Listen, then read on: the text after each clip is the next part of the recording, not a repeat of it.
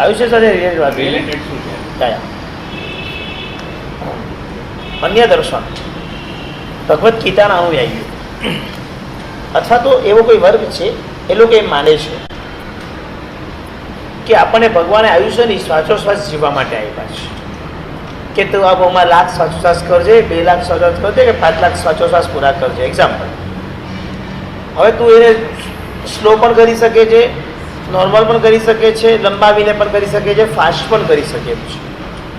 જે લોકો ફાસ્ટ પૂરા કરી નાખે, જે લોકો વહેલા મરી જાય છે, જે લંબાવીને કરે તો થોડું વધારે જીવે છે, અને જે લોકો નોર્મલ ચાલે તો નોર્મલ જીવે છે. એમ વાત છે. કલાકના 1 મિનિટની અંદર આટલા શ્વાસ થવા જોઈએ કે રેશિયો હોય, પ્લસ માઇનસ રોગ વગેરે અવસ્થાને કારણે થવાનું તો છે જ, કંઈ બધા કંઈ નિરોગી તો ના હોય. આપણે પણ આયુષ્યની સાથે શ્વાસોશ્વાસને રિલેટેડ માનીએ છીએ.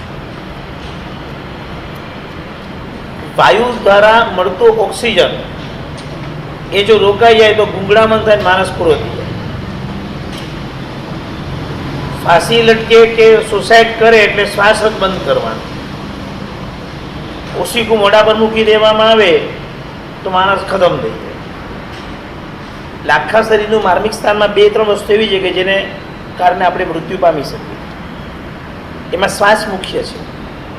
એટલે શ્વાસના આધારિત આપણું આયુષ્ય જોડાયેલું છે. પણ આપણે 2 વસ્તુ બોલીએ છીએ કે આયુષ્ય કર્મના પૂતગલો પણ છે. શ્વાસ જો ફાસ્ટ લેવે થાય તો આયુષ્યના પૂતગલોને ઉદીર ના થાય. ઉદીરના એટલે શું? મેં તમને સિસ્ટમ આપી હોય કે આટલા દલિકો તમે 10 દિવસ ભોગવો છો, પણ તમને મેં સિસ્ટમ આપી હતી કે તમે રોજ આટલું ભોગવશો તો 10 દિવસે પૂરા થશે. તમે અનલિમિટેડ કોઈ પ્લાન નથી લીધો, પણ GB 2 GB કે 3 GBનો તમે 100-200 રૂપિયાનો પ્લાન લીધો છે. કેટલું વાપરવા? 2G વાપરવા માટે મળે છે, બરાબર ને? હવે આ ભાષા સમજાય તમને ત્યારે. પણ તમે પછી બહુ ઉત્સાહી થઈને 24 કલાક ગેમ રમ્યા અને ડાઉનલોડ જ કર્યા કર્યું આખી દુનિયા, શું થાય? તમારા જે 1 મહિનાની તારીખ હતી, ભાઈ 1 તારીખથી 1 તારીખ તમને મળશે, 10 દિવસમાં તો તમે કંગાળ થઈ ગયા, તમારા ખાતામાંથી પૈસા નીકળી જાય, માઇનસમાં આવી જાય, તમને બંધે થઈ જાય. સમજાઈ ગયું? શ્વાસોશ્વાસના પૂતગલો તમને એક સિસ્ટમથી આપે છે કે આ રીતે તમે શ્વાસ લેવાનો તો આયુષ્ય આમ ચાલશે.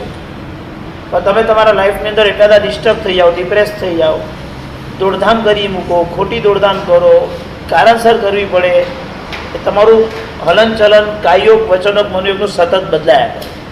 એ જેટલું બદલાય એટલે તમારા શ્વાસોશ્વાસ બદલાય. જેટલા શ્વાસોશ્વાસ બદલાય એટલે આયુષ્યના પૂતગલોને નીચેથી ઉદીર ના થાય ને ચેન્જ થવું પડે, લોંગ ઘટી જાય. પણ તમે જો પ્રાણાયામ કરો, શ્વાસ રોકો, યોગ સાધના કરો, તમે નેચરલ એવા કુદરતી વાતાવરણમાં કે જ્યાં ઓક્સિજન તમારા પ્રમાણયુક્ત તમને મળતો હોય એમાં વાતાવરણમાં જઈને રહો તો ત્યાં તમારું એટલું બચે. તમે લેહ લડાખમાં ઘૂસી જાઓ તો તમારા શ્વાસ વધારે પૂરા થઈ જાય. તમે એકદમ હવામાં ઉપર જતા રહો તો શ્વાસને તકલીફ પડે. પણ તમે નેચરલ દુનિયામાં નેચરલ રહો તો વાંધો ના આવે. સમજાઈ ગયું? એ બહુ ઉપર નહીં ઉડવાનું, બહુ દૂર નહીં ઉડવાનું, બહુ નીચે નહીં જવાનું, જ્યાં છો ત્યાં શાંતિથી રહેવાનું. ખ્યાલ આવી ગયો? એટલે આવી રીતે કનેક્ટ છે. એ આખું ઓક્સિજનના આધાર પર આખું છે. બેસી ગયું ને? આજે તમારું ત્રીજું તત્વમાં પ્રવેશ થશે. પહેલું તત્વ હતું કયું? પહેલું કયું તત્વ હતું? બીજું તત્વ કયું હતું? તમે કોણ છો? જીવ. સરસ, તમે જીવ છો, બહુ સારી વાત છે. આજે ત્રીજા તત્વમાં પ્રવેશ. ત્રીજું તત્વ આજે આપણે ટ્રાય કરશું કે પૂરું થઈ જાય. ત્રીજું તત્વ છે પુણ્ય તત્વ. એમાં છે ને પુણ્ય તત્વના શું કરવાથી પુણ્ય બંધાય એની વાત આવે, અને સાથે સાથે પુણ્ય કેવી રીતે ભોગવાય એની વાત આવે.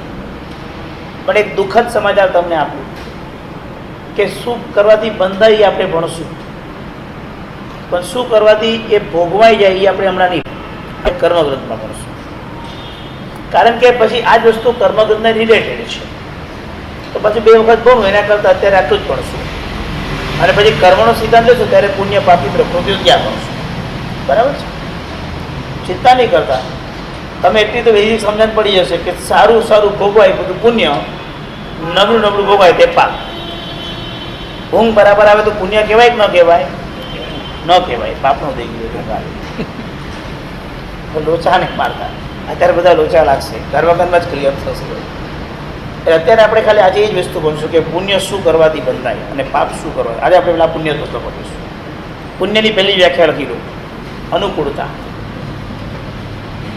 પુણ્યની પહેલી વ્યાખ્યા લખો, અનુકૂળતા.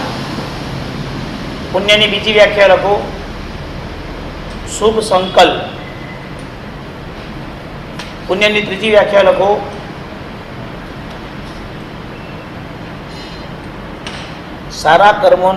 સારા કર્મોને બાંધવા. પુણ્યની ચોથી વ્યાખ્યા લખો, શુભ પરિણામ.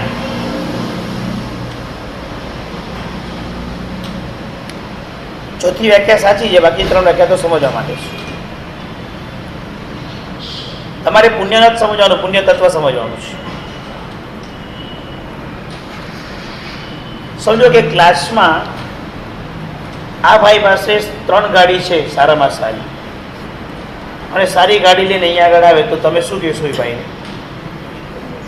કેવો પુણ્યશાળી ગાડીમાં ફરે છે. સાચું બોલ્યો, પુણ્યશાળી છે કે પુણ્ય ખલાસ થઈ ગયું છે? એકમાં રહો ને હું બે તમે ચાલવા જ નહીં બહુ પુણ્યશાળી તો છે ત્યારે ગાડી છે ને પુણ્ય ખતમ થઈ રહી છે, એ બી સાચી છે. દેખાવમાં પુણ્યશાળી છે, બાકી પુણ્ય વપરાઈ રહ્યું છે, તો બાકી વાત શું હોય તો આપણે આપણે તો નથી તો માઇનસમાં વાપરી શકે.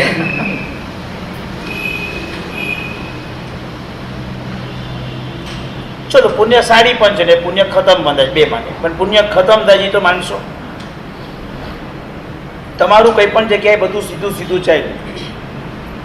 જો તમે એમ માનશો ને કે અમે બહુ પુણ્યશાળી છીએ તો તમારું અભિમાન વધશે. પણ જો તમે એમ માનશો ને કે સારું પુણ્ય વપરાઈ રહ્યું છે તો તમે યત કિંચિત તત્વ પકડશો. બધું જ્યાં સીધું ઉતરી જાય, બધું જ સીધું મળે, તરત પહેલો વિચાર મનમાં પ્રગટ થવો જોઈએ, પુણ્ય ખતમ થઈ રહ્યું. જીવ જાગ, પુણ્ય બાંધ, ખતમ થશે તો પછી ખાલી થઈ જશે. ચિંતા રૂપે નહીં, ચિંતન. અહીંથી નીકળ્યા, ટ્રેન ટાઈમ પર મળી ગઈ, ટ્રેનમાં ચડાને સીટ મળી ગઈ, સરસ, આજે બધું સીધું છે, પુણ્ય ખતમ થયું ભાઈ. આ બન્યા પછી તો તમને એમ લાગશે કે સૌથી દુશ્મન તત્વ પુણ્ય અને સૌથી સારું તત્વ પાપ. આટલું સમજીને અહીંથી ઉભા થશો. આજે આખા ક્લાસનો કોન્સેપ્ટ આપણો ક્યાં છે?